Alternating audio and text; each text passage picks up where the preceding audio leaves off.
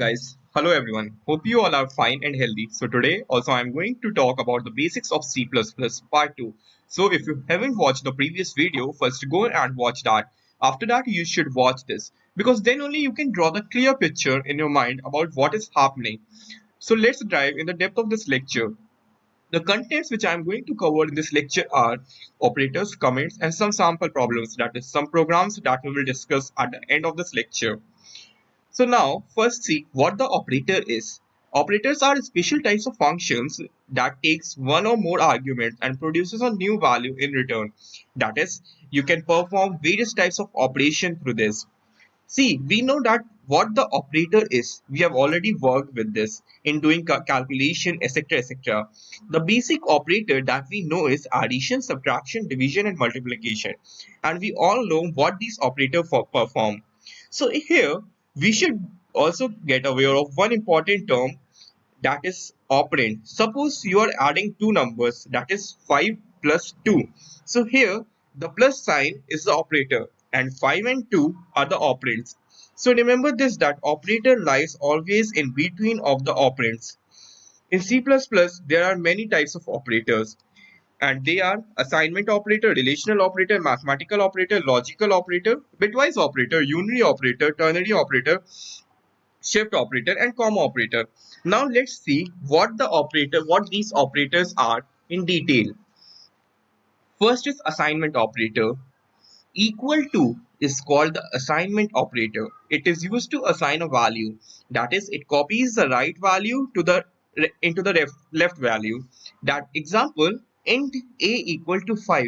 Here the value 5 is assigned to the variable a. Now comes the mathematical operator. It is used to perform various mathematical functions like addition, subtraction, multiplication, division. And here you should get aware about the new operator, that is modulus operator. It is represented by percentage sign and it is used to calculate the remainder. Then the third operator is relational operator. It is used to find the relation between two operands, or we can say it compares the two operands. Example are less than, greater than, or equal to, less than or equal to, greater than, equivalent, and not equivalent. And please focus on the symbols. Symbols are the more important. See, less than sign you all know, and here I have mentioned in the bracket also, and same for greater than. And for greater than or equal to, it is like first greater than sign and then equal to. And for equivalent, it is double equal to sign. For not equivalent, it is first the exclamation mark followed by equal to sign. Please do remember all the symbols. Now the next comes is a logical operator. These operators are and or. And is represented by double and symbol, and or is represented by two vertical parallel lines. See here, I have mentioned in the bracket. These operators are used to compare two different expressions.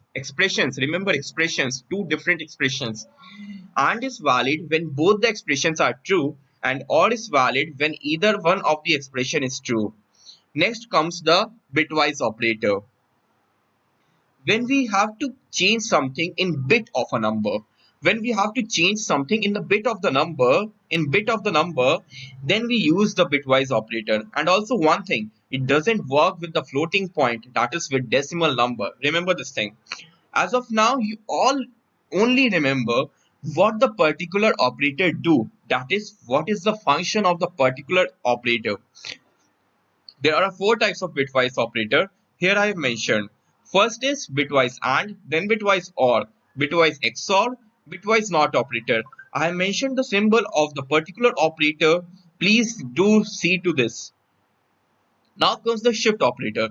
It is used to shift the bits of the number. It is used to shift the bits of the number.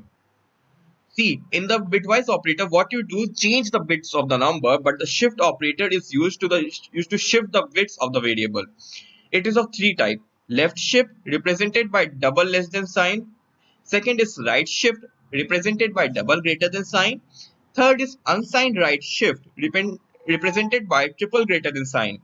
And next is unary operator. It works with only one variable. By the name only, we can understand unary operator, that is unary that depicts one. The two main unary operators are increment operator and then the second is decrement operator. And also there are some other unary operator that are address of represented by and sign and new and delete. These operator we will use basically with when will be working with structure and pointers of C++. So you don't have to worry that it is how it is used. As of now, you only get aware of what is it. The two operator with which we are left is ternary operator and comma operator. So what is ternary operator? The ternary if else. It is represented by question mark and colon. These operators are used with three operands. Now let us understand how is this operator used. See, suppose we have declared a variable that is int a equal to 5. Here we have assigned the value 5 to the variable a, and after that we have applied a condition a greater than 2. If this condition and then question mark, and if this condition is true it will print true and return here cout true, and if this condition is false then it will print false. So the syntax is condition then question mark, and then what you have to do if that condition is true then colon, and after that what you have to do if the condition is false then terminate it with semicolon. Now the last is comma operator. By the name only, we get that it is used to separate variables and expression. Suppose you have defined a variable of int data types, then you can define it be like int a comma b comma c, terminate it with semicolon. Here a, b and c are the variables separated by comma of the int data type. Now the next topic is C++ comments. It is mainly used to provide some extra information about the code you have written. That is, it is used to explain the code to the reader. Anything written as comment will not be displayed in the output screen. Here are two types of comment: single line and multi-line. Single line comment is used to display the comment in one line only. It starts with two forward slash. Anything written after the two forward slash till the end of the line will be considered as comment. And the second is multi-line comment. It is used to write the comment in multi-line. That is, it starts with forward slash and hashtag and ends with asterisk and forward slash. Anything written between them will be considered as comment. See here, I have written a program that adds two number. This is very basic program you all must know. First, I have declared a two variable a and b of int data type separated by comma, and then I have also declared a third variable c of int data type, but I have initialized a value 0 to c by using an assignment operator. Then I have printed the statement for user understanding, that is enter the two number you want to add. Then with the help of scene function we will get the two number entered by the user and will be stored in variable a and b. And then see, what I've done is added the two number and stored the value in the variable c. See the program, and in the next line I have printed that result. Please focus on the statement carefully. All the lines should be written carefully and should be terminated with semicolon. And also have a look into the output screen. What I have get as a result. As user has entered 2 and 4 and the result we get is 6. Now also try by yourself by replacing the plus operator with the subtraction, multiplication, division, modulus operator and see the result. Now next program which I am going to discuss is to swipe two number. That is to swap two number to exchange the value of two numbers. The basic of this program is to exchange the two number and it can be easily done by using third variable.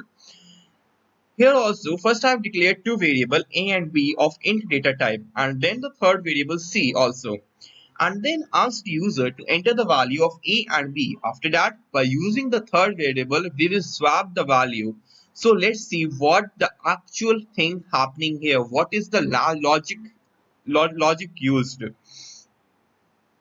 So let's see what's the actual thing happening here. The statement c equal to a copies the value of a to c.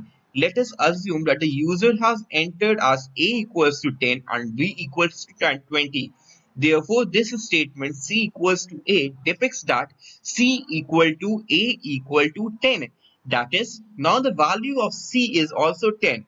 And after this statement, A equals to B is written. So now A value will be override and will be holding that the B value is holding. So now the value of A will be 20. And remember, till now the value of C is 10. Now the next statement is B equals to C. Now the value of B will get override and become as same as the C value is holding. That is, the value of B will be 10. So now notice that by doing this, the actual value that has been entered by the user is now swapped. So this was the logic behind this entire program. Kindly go through the presentation, read and understand carefully. Hope you all learned something new. So I'm ending up here with the today's lecture. Thanks for watching. Stay home, stay safe. Do something enriching. If you have any doubt, please feel free to reach me. Thank you once again. Bye bye.